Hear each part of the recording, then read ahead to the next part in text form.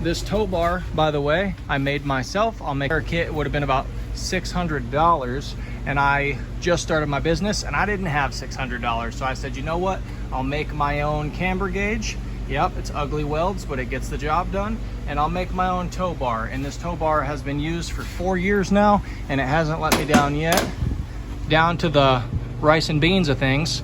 The left side over there, I've got the little foot locked down and the adjuster locked down as far as my little needle gauge. I call it my needle gauge.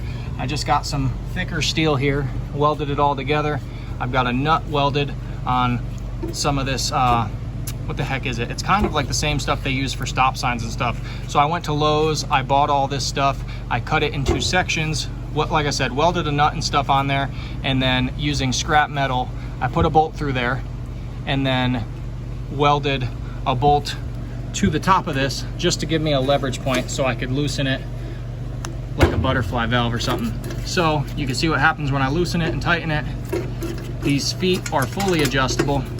This little foot right here comes down the exact same length as those 2 little feet over there, and that way you have like 2 feet on one side and 1 on the other, and that way it's not awkward. You can see it levels out pretty well. You don't get a whole bunch of wobble out of it. I'm wobbling it, of course, you can see that, but you're not going to get a teetering effect.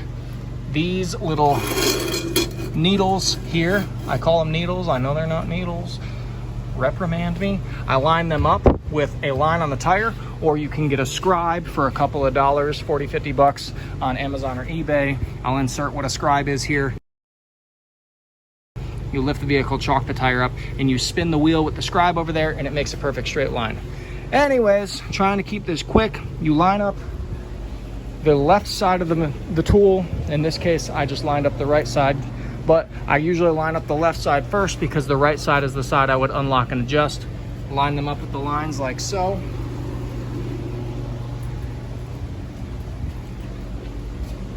Trying to do this in one take for y'all.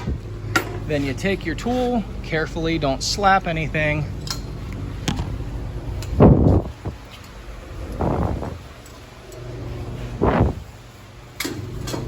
Move it to the rear.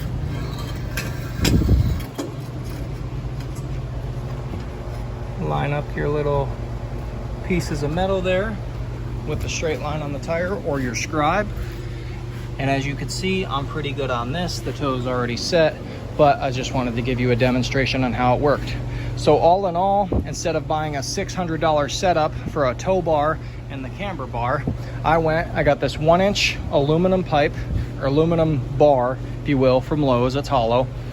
I got some of these 1-inch fence post style metal, just got a couple of feet of that, cut it up into these little pieces, used 4 of them there, welded a nut and stuff.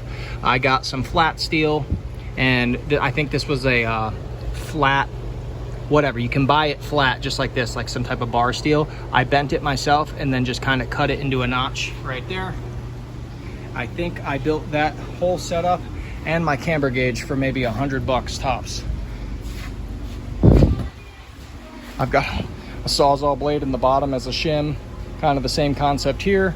These arms are the same exact length. I've made sure that from the base to these 2 tips right there is exactly the same measurement as from the base to there. This is a little camber gauge that is adjustable. So what I do is I could put this on a level surface, adjust my camber gauge to make sure it's good. This is adjustable up and down for different rim sizes, as you can see here.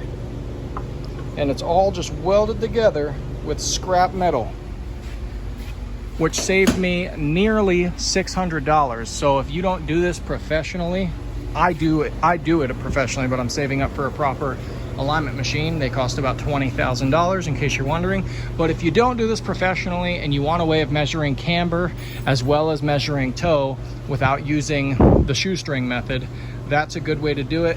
I made these feet extra low. I redesigned it a few months after building it, or initially because it was sitting higher, but I redesigned it because I was working on some cars that were super low and I wanted to be able to fit it under their bumpers and everything. So keep that in mind if you're gonna build one yourself. But yeah, everything I made here, you can get all at Lowe's, Harbor Freight, Home Depot, wherever, you know? It's just basic stuff. Even my little wing nut here is literally a bolt welded to a bolt because I believe in recycling. So hope that helps.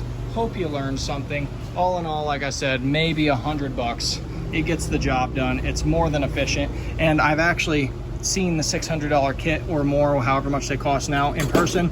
This is sturdier. That is actually surprisingly more well built than the kit you would typically get. So appreciate you. Thanks for watching. Please like, share, and subscribe.